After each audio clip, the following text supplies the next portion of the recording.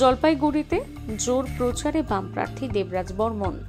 আসন্ন লোকসভা নির্বাচনে জলপাইগুড়ি লোকসভা কেন্দ্রে বামফ্রন্ট মনোনীত কংগ্রেস প্রার্থী দেবরাজ বর্মনের সমর্থনে শুক্রবার সকালে জলপাইগুড়ি জেলার রাজগঞ্জ ব্লকের সরস্বতীপুর চা বাগানে মিছিল ও প্রচার।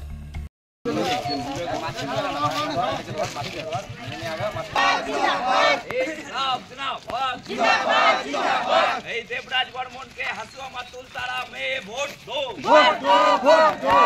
মজুরির দাবিতে লড়াই চলছে জমির পাট্টা দেওয়ার নামে পালছি তুমি জবাব দাও सरकार तुम जवाब दो अभी तक चालू की नहीं हुआ सरकार तुम जवाब दो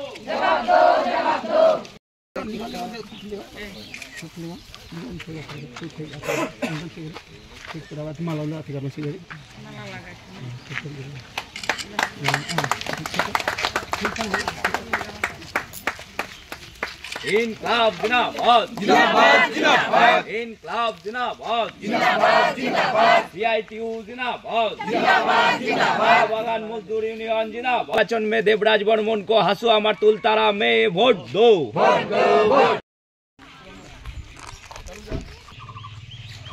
ये पहले नंबर पर थी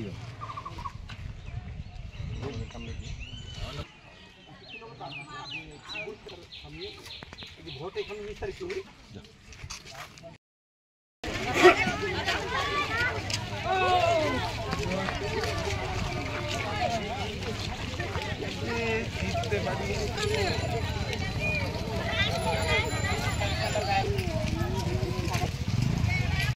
মূলত এসছি আমাদের যে সরস্বতীপুর চা বাগান, হ্যাঁ, সেখানে আমাদের যে শ্রমিকরা আছেন, চা শ্রমিকরা, তাদের সঙ্গে আমরা কথা বলতে এসছি এবং তাদের যে জীবন জীবিকার যে বিভিন্ন ইস্যুগুলো, হ্যাঁ, সেই কথাগুলো তাদের সঙ্গে বলছি।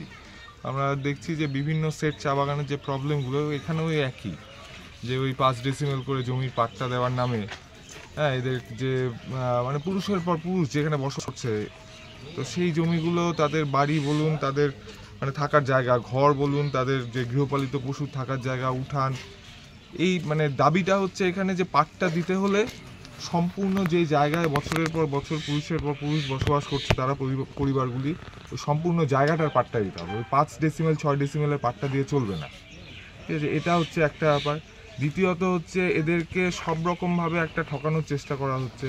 এই আমার যে জমির ব্যাপারটা 5 ডেসিমেল ইয়ে করে বাকি জমিটা হাতিয়ে নিয়ে কর্পোরেটদের হাতে তুলে দেওয়ার একটা প্ল্যান আছে রাজ্য সরকার। আপনারা দেখেছেন যে লিজ হোল্ড জমিকে কীভাবে ফ্রি হোল্ড করা হচ্ছে। আর সেকেন্ডলি যেটা, যে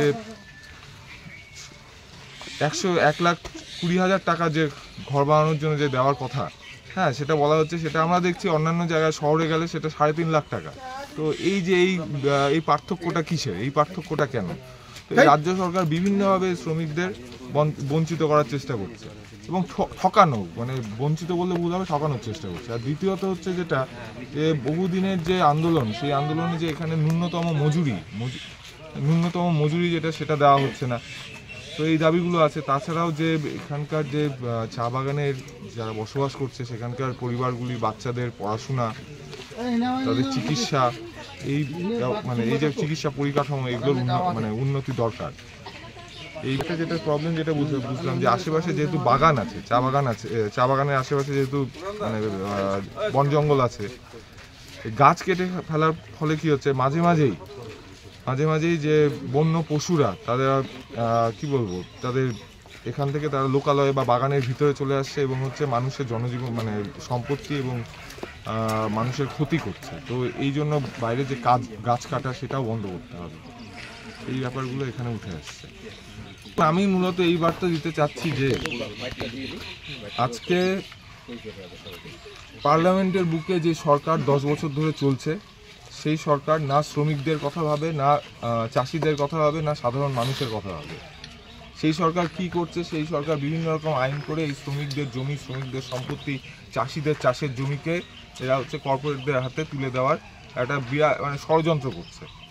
তো আমাদের কথা হচ্ছে এই যে শ্রমিকদের যে দাবি, সেই জমির পাট্টা, ন্যূনতম মজুরির যে দাবি, এই দাবিগুলো আমরা দিল্লির বুকে নিয়ে যাব এবং সেখানে গিয়ে এই দাবিগুলোকে দাবিগুলোকে আইনে পরিণত করার মাধ্যমে তাদের অধিকারটাকে একেবারে নিশ্চিত করে আমরা তাদের কাছে নিয়ে আসতে চাই।